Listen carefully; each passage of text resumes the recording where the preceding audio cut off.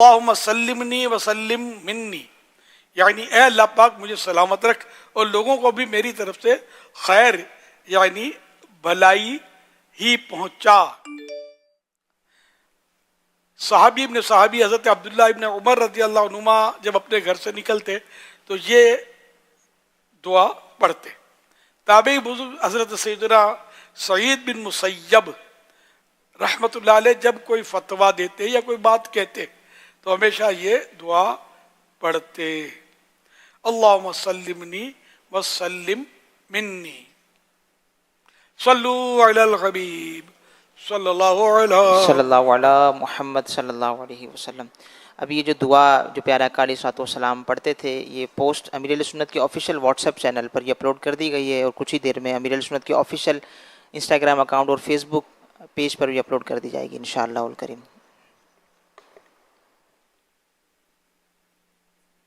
सीधी Facebook page के पर ये सवाल मौसूल हुआ है, ये कह रहे हैं कि अगर फजर की नमाज पूरी नमाज घर में पढ़ लें, बाद में मस्जिद जाने का दिल करे तो क्या फ़र्ज़ नमाज मस्जिद में दोबारा पढ़ सकते हैं जाकर?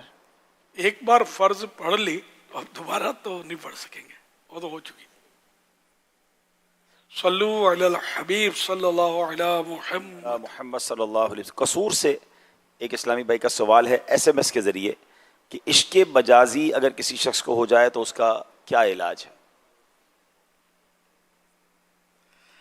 बड़ा मुज़ी मरज़ है, ये आसानी से छोड़ता नहीं है जान। इसके कुछ औरात वगैरह तो हैं, ताहम ये कि ये होता बड़ा खतरनाक मरज़ है। तो अगर अब किसी को माज़अल्लाह इस याफत में मुब्तला हो ही गया कोई इसमें, तो ये अपने खुदकुशी और उसका इलाज है ना, ये रिसाला है, उसमें एक मदनी फूल है कि अगर कोई इश्क़ मजाजी की आफत में फंस जाए तो उसको चाहिए कि सब्र करे। शादी से कब्ल मिलना बल्कि बिला इजाज़त शरई एक दूसरे को देखना, नीज़ ख़तो किताबत, फ़ोन पर गुफ्तगू और तहाइफ यानी गिफ्ट्स का लेन देन वगैरह, हर वो गैर शरई फ़ेल जो इस इश्क के सबब किया जाए हराम हो, जहन्नम में ले जाने वाला काम है। अपने मजाजी इश्क के लिए माज़अल्लाह हज़रत सैयदना यूसुफ अला नबीना अलैहिस्सलाम और जुलेखा के किस्से को दलील बनाना सख्त जहालत व हराम है। याद रहे इश्क सिर्फ जुलेखा की तरफ से था, हज़रत सैयदना यूसुफ अला नबीना अलैहिस्सलाम का दामन इससे पाक था। हर नबी मासूम है, नबी गुनाह नहीं करते बल्कि गुनाह पर कुदरत ही नहीं रखते, मासूम। तो ये लोगों में है, ये जुलेखा और यूसुफ की मिसाल देते हैं, नऊज़ु बिल्लाह वन साइड था, जुलेखा की तरफ से था। सल्लु अलल हबीब सल्लल्लाहु अलैहि मुहम्मद। इश्क़ मजाजी की हैरत अंगेज़ मालूमात के लिए मकतबतुल मदीना की मतबूआ यानी प्रिंटेड किताब 192 सफ़ात की किताब पर्दे के बारे में सवाल जवाब सफ़ा 148 ता 181 का मुताला फरमा लीजिए। आप जो कहना चाहते हैं ना मैं समझ गया हूँ।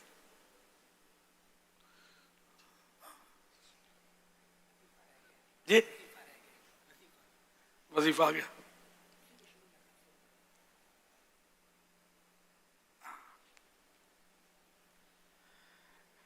इश्क़ मजाजी से छुटकारे का अमल। बिस्मिल्लाहिर्रहमानिर्रहीम। ला इलाहा इल्ला अंत सुब्हानका इन्नी कुन्तु मिनज़ ज़ालिमीन। अल्लाहु नूरुस समावाति वल अर्द ला तअख़ुज़ुहु सिनतुन वला नौम। बावजू ये कुरानी आयत मुबारका 3 बार पढ़कर अव्वल आखिर 1 बार दुरूद पाक पानी पर दम करके पी ले। ये अमल 40 दिन तक करे। नमाज की पाबंदी जरूरी अशद जरूरी है। सल्लु अलल हबीब सल्लल्लाहु अलैहि मुहम्मद।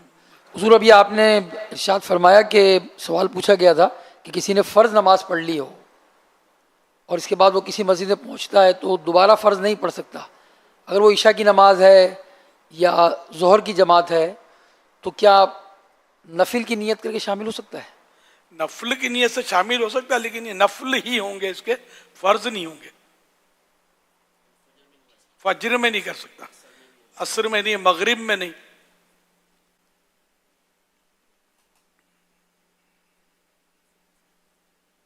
अमीर अहले सुन्नत की खिदमत में अर्ज है, मैं इमाम हुसैन रदी अल्लाह ताला अन्हु के शहजादे हुजूर सैयद जलालुद्दीन बुखारी अल मारूफ सुर्ख पोश बाबा रहमतुल्लाह अलैह के मज़ार शरीफ पर उच्च शरीफ में हाजिर हूँ। आपकी खिदमत में अर्ज है कि हुजूर बाबा जलालुद्दीन बुखारी सुर्ख पोश रहमतुल्लाह अलैह के हवाले से कुछ आपकी करामत, आपकी सीरत के वाक़यात इरशाद फरमा दीजिए।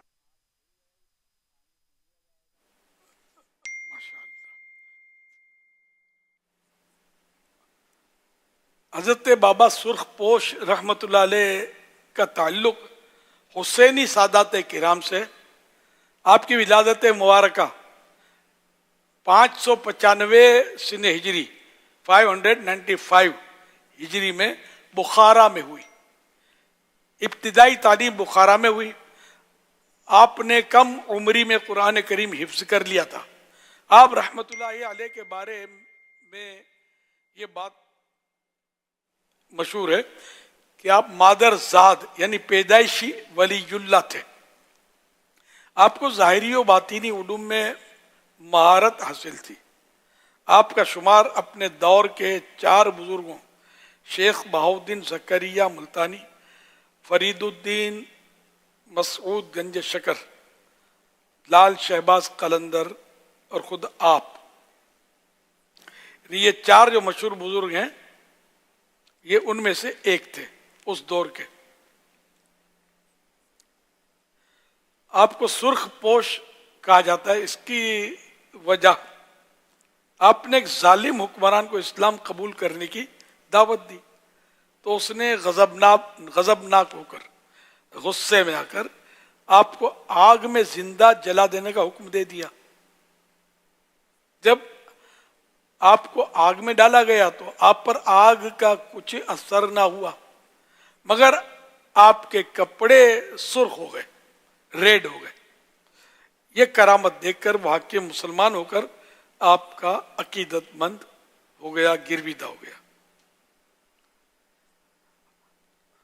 आप बहुत बड़े आलिम दीन थे, आरिफ बिल्ला यानी अल्लाह पाक की पहचान रखने वाले, फकीह, आबिद, जाहिद, पारसा और सारी दुनिया से कटकर सिर्फ अल्लाह पाक की तरफ मुतवज्जे थे। दरसो तदरीस का मशगला था। एक दुनिया आपके फैज से मुशर्रफ हुई। आपकी वफात 95 साल की उम्र में, 95 ईयर्स की उम्र में 19 जुमादल उला 690 हिजरी को हुई और आपका मज़ार शरीफ उच्च शरीफ में है, उच्च शरीफ पंजाब में है। अल्लाह पाक, अल्लाह रब्बुल इज़्ज़त की इन पर रहमत और उनके सदक़े हमारी बेहिसाब मग़फ़िरत हो। अल्लाहुम्मा आमीन बिजाही ख़ातमिन नबिय्यीन सल्लल्लाहु अलैहि वसल्लम। ये रिसाला भी है।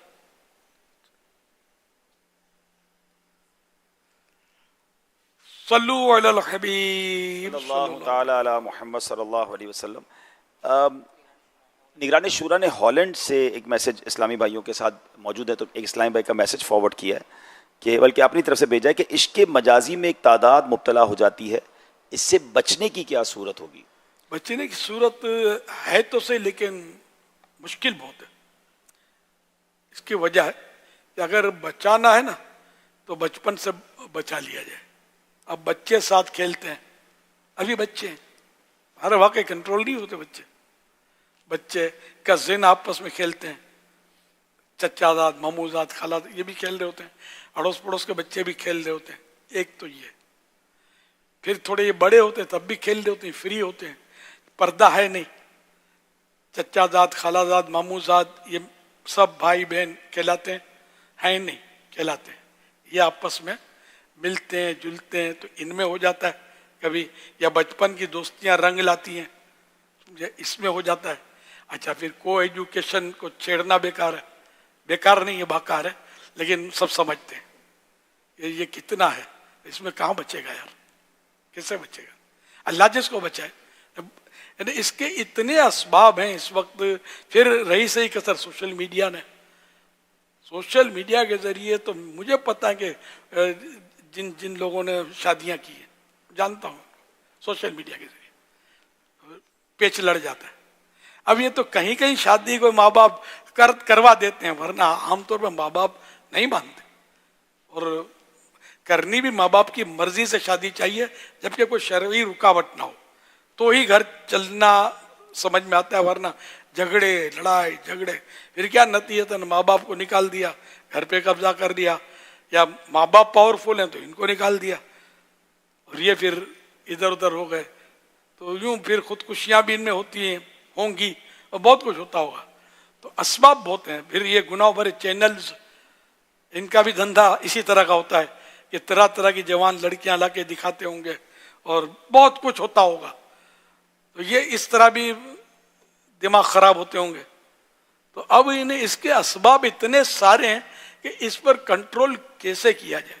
फिर इसके आर्टिकल्स, ये अपनी जगह पर अखबारी आर्टिकल्स, और मतलब इसकी रोमानी नावल्स भी लोग पढ़ते होंगे। तो यानी बहुत सारी चीजें ऐसी है कि जिससे जहन बनता है बंदे का कि यूं खाली खाली शौक होता होगा, ये है, बोल देता हूँ, होता होगा कि मैं भी यूं करूं, मैं भी यूं करूं।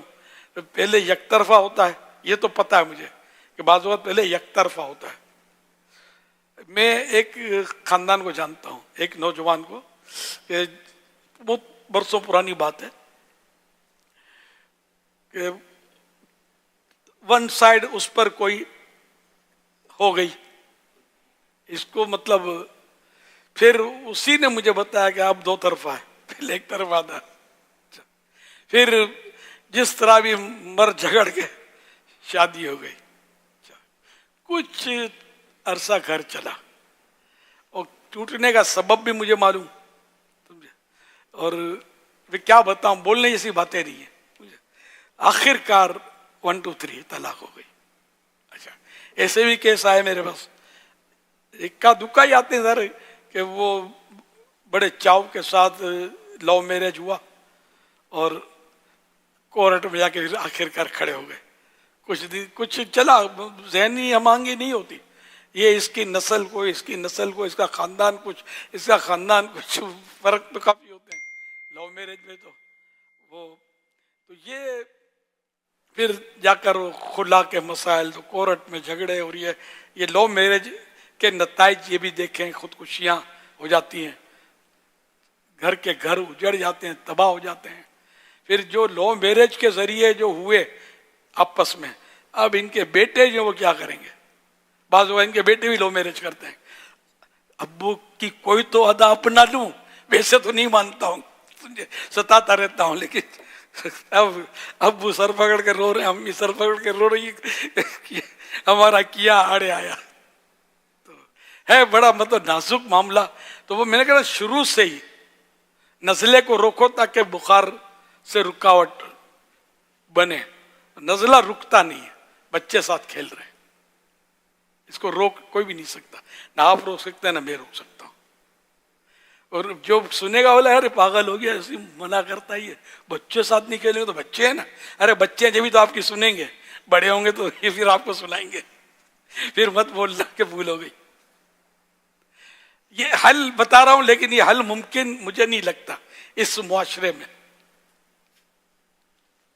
अच्छा, बच्चियों को आजाद छोड़ते हैं, बच्चियों को आजाद छोड़ते हैं, तंग चिपके हुए पाजामे चिपका देते हैं इनको, पता नहीं कैसे घुसती हैं टांगे इसमें, अल्लाह बेहतर जाने, घुसी भी होती है टांगे।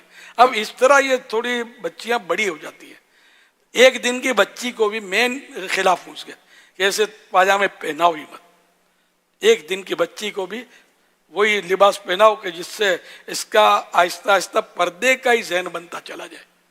तो ये पहनाते हैं। अब यार जिसको अट्रैक्शन ना होता उसको भी हो जाए। तो ये बच्चियों के केस होते रहते हैं।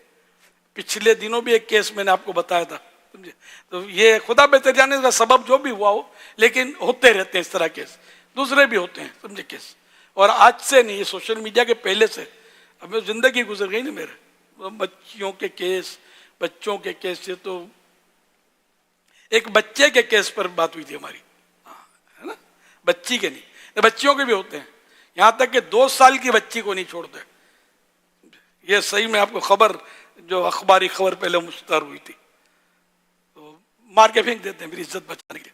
लेकिन अब आप खुद ही, जब माँ बेपर्दा घूमेगी, जवान बेटी कैसे काबू में आएगी? जवान बेटी भी बेपर्दा घूम रही है, तो अब जवान बेटी की बेटी जब हुई तो ये कैसे काबू में आएगी? तो ये ना बिल्कुल आप देखें कि वो जैसे जद्दी पुश्ती हमको ये अब विरसा मिल रहा है। अब हाँ, पहले की औरतें बापर्दा थी, पहले की औरतें बुर्का पहनती थी। अच्छा, बुर्का में मेरी अपनी माँ का मुझे पता है ना, वो बिल्कुल ढीला ढाला बुर्का पहनती थी। तो किसी दौर में मैंने देखा है बचपन में, सब कि आदमी पता ही नहीं चलेगा अंदर में है क्या। अच्छा, अब बुर्का कैसा होता है बताने की जरूरत नहीं है, इसको ये बुर्का बोलती तो होगा बुर्का, चलो मान लेते हैं, नाम तो इसका बुर्का है। अब हालात ऐसे कि अगर वो सा बुर्का पहने तो खानदान सारा बाइकाट कर देगा, कोई बेचारी का सहन बनेगा भी, तो वो इमाम गजाली वाला बुर्का कहां से लाएगी? जो इमाम गजाली ने लिखा खैमानुमा बुर्का हो, कैंप की तरह, तो वही जिसमें पता ना चले कि अंदर है क्या, तो वैसा बुर्का कौन पहनेगा, कौन पहनेगी? ना हम पहना सकते हैं किसी को। अजीब दौर है, तो जमाना बदल गया है, जमाना बदला नहीं है, जमाना मुस्तफ़ा का है सल्लल्लाहु अलैहि वसल्लम। अहकाम मौजूद है शरीयत के, कुरान करीम मौजूद है, हदीसें मौजूद हैं, हम बदल गए, शरीयत मौजूद है, हम चाहते हैं शरीयत हमारे पीछे चले, नहीं हो सकेगा कभी भी, हमें ही शरीयत के पीछे चलना पड़ेगा, चलना होगा। तो अल्लाह बस तौफीक दे, अल्लाह करे कि कोई ऐसा फिर दौर आ जाए, कोई ऐसा अल्लाह बंदा पैदा कर दे जो मैंने कहा इस दुनिया का नक्शा बदल के रख दे। हाय अल्लाह पाक रहमत की नजर फरमाए, जितना हो सके हमें कोशिशें करनी चाहिए, बच्चियों को बड़ों से जितना हो सके खेलने से रोका जाए, लड़की लड़का आपस में भले कजिन है, जितना हो सके इनकी दोस्तियां और जोड़ियां ना बनाई जाए। यूं करके ये खेल रहे होते हैं, इन बेचारों को इस वक्त कुछ भी नहीं पता होता, आहिस्ता आहिस्ता आहिस्ता आखिर ये बच गए जिंदा, तो पता तो चल रहा ही है ना। फिर जो मसला होता है ना, वो बेतकल्लुफी बचपन की, वो पर्दा नहीं करने देती, अब खराबी, खौफनाक खराबी हो जाती है बाज़ औक़ात।